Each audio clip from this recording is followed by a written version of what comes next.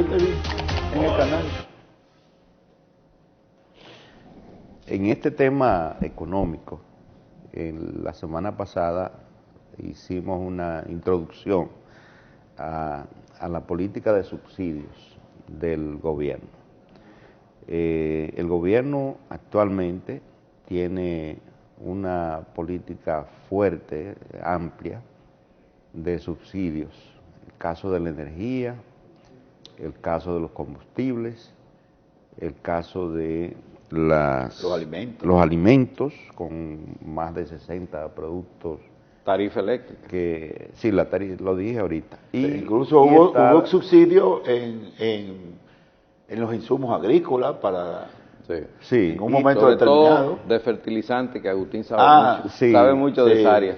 Y está el tema de la política social, la que lleva a cabo el gobierno a través de una serie de tarjetas que le llegan a familias identificadas por el Sistema Único de Beneficiarios. Que ahora debe ponerse en boga en diciembre ahora, ¿no? No, eso es no, ahora van a circular. Ahora viene van a circular 2 millones de tarjetas de 1.500 pesos. Exacto. 2 millones. Entonces, para Navidad, en vez de las famosas cajas aquellas que creaban muchísimos problemas, la gente matándose por las cajas. Muchos analistas creen que se está cavando un gran hoyo fiscal a través de esta política de subsidios y que el gobierno debe, y por ende también esto relacionado con los déficits fiscales y los endeudamientos. Mucha gente entiende, los analistas, economistas, financieros, que esto puede desembocar en un déficit fiscal mucho mayor. ¿En cuánto asciende la cantidad de dinero en subsidio? Bueno, en el área de combustible van ya por 34.000 millones de pesos.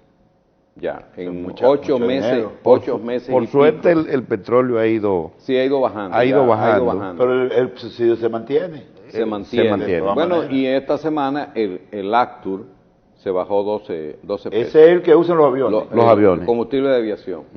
Mira, ese es un debate, Agustín. Yo he sido un gran defensor de los subsidios en diferentes programas de televisión y radio, porque los subsidios ayudan de alguna manera, aunque algunos sugieren que sean más focalizados, ¿verdad?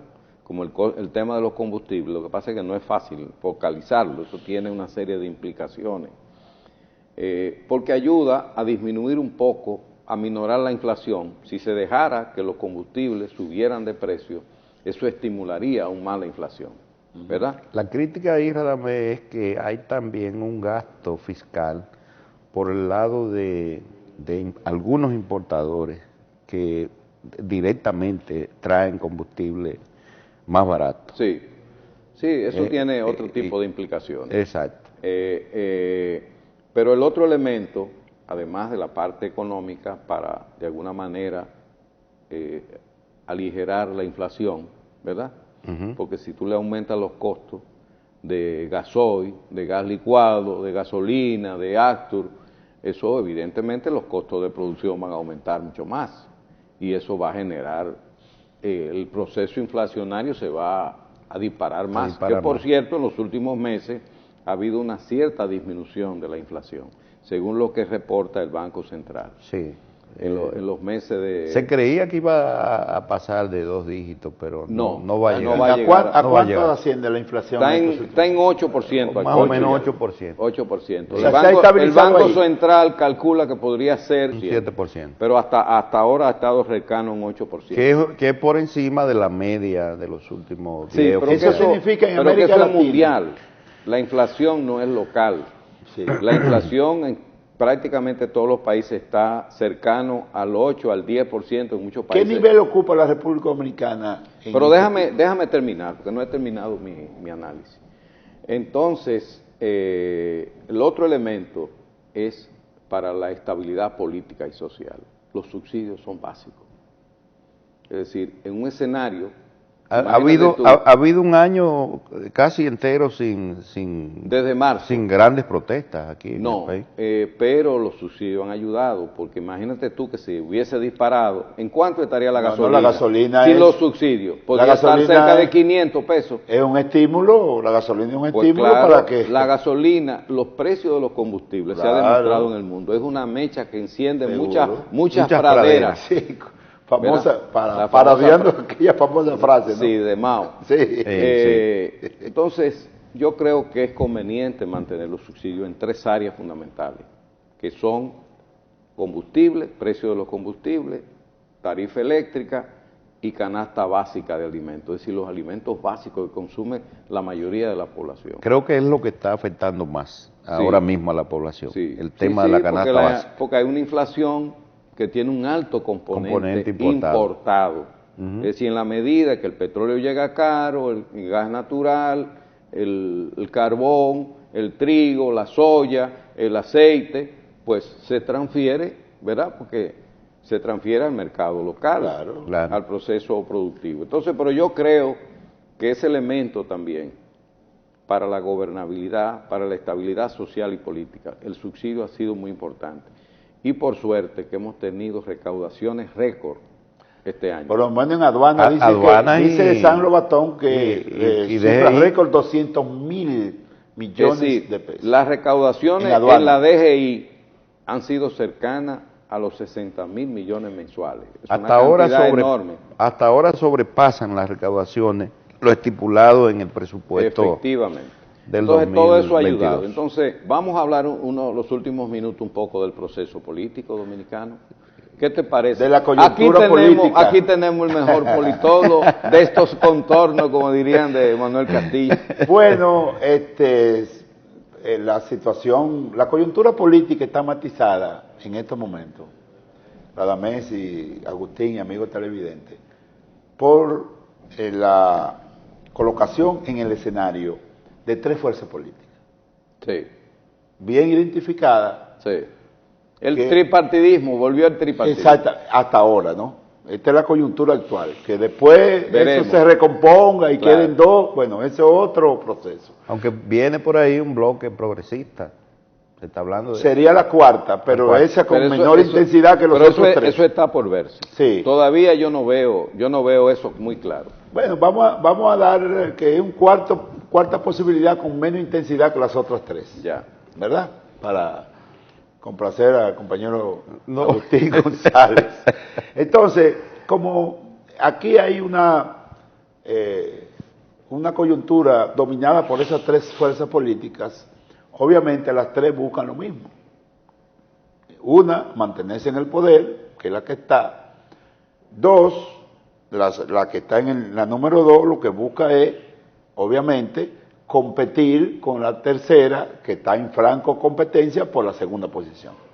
Y en esa lucha, entonces, se dan una serie de actitudes, de actividades, y se dan renuncias, disidencias de las diferentes fuerzas políticas que se transforman en mecanismos de posicionamiento con cara a las elecciones del 24. Sería bueno que Radamés examinara números, que Radamés tiene acceso a informaciones que ni tú ni yo accedemos. A informaciones privilegiadas. Privilegiadas, sí.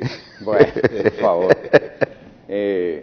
No quiero defraudar a los amigos televidentes con ese tipo de señalamiento.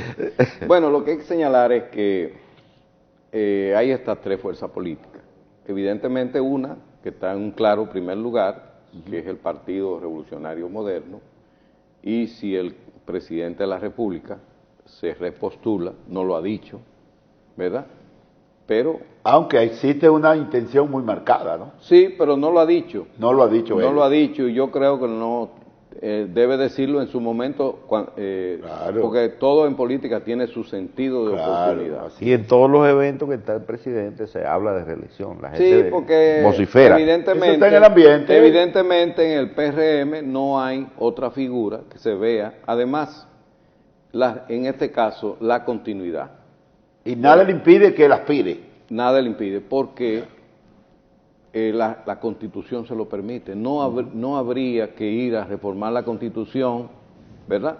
En primer lugar. El enfrentamiento, Radamés, sería entre la continuidad y el retroceso. Bueno,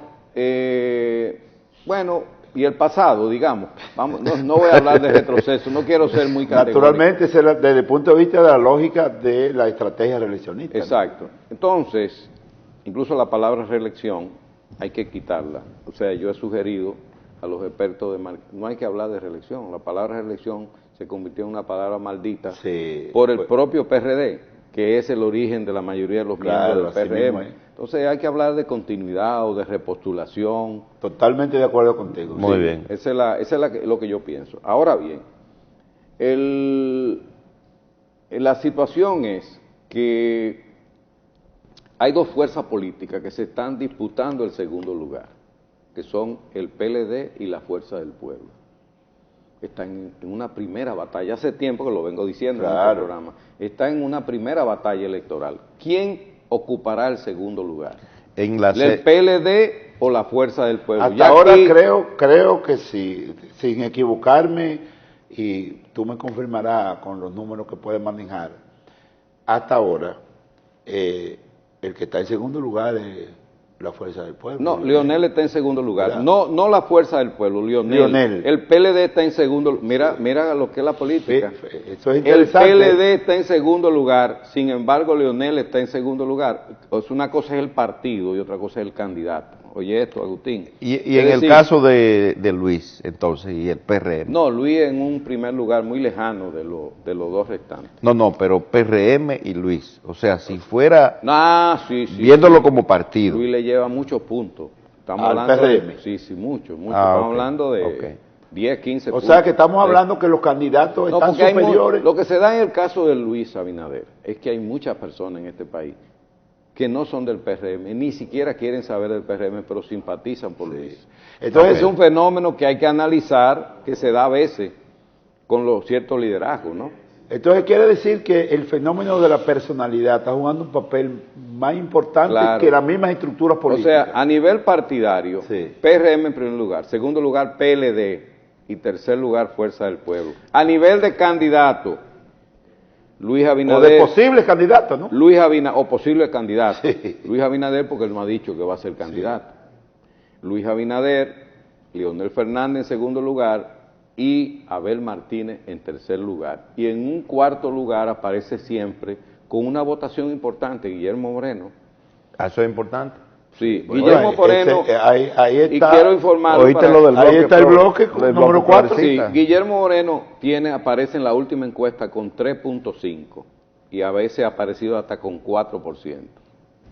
Está oscilado entre 3.5 y 4%. Sin embargo, ese segmento tiene que todavía buscar posibilidades de unificación para potencializar su nicho electoral. Quizá en algún momento yo podría explicar por qué aquí no hay espacio para una cuarta opción, un cuarto bloque político. No lo hay. Yo podría explicar por qué. No tiene tiempo ya de armarse. O sea, no hay tiempo. Acumular fuerza para posterior. Acumular fuerza para el 28. Yo creo que lo que pueden hacer esa fuerza, acumular fuerza para buscar alianza posiblemente con el que más cerca se encuentra en la fuerza progresista, que con el PRM. Eso es lo que yo pienso. Ahora, yo no sé, Radamés y Agustín. El PLD, recordemos, Luis, escúchame, que el PLD sacó 37% en las elecciones pasadas. Y el partido de Leonel sacó 8%. Sí, así es. Hay que ver, ya para terminar rápidamente, que a pesar de que la jornada que hizo el PLD le fue muy bien al principio, aunque después se ha visto un poquito borrosa por la renuncia y todas esas cosas, la intensidad con que la candidatura de Abel surgió de ahí, como que se ha paralizado. Ustedes me dirán. Abel subió mucho y se acercó bastante a Leonel Fernández, pero luce que se ha paralizado porque han habido algunos problemas en el PLD. Exactamente. Yo creo que no le ayuda la presencia tan marcada de Danilo Medina con Abel Martínez. No le ayuda. Bueno, amigos televidentes, gracias por su audiencia y el próximo domingo estaremos de nuevo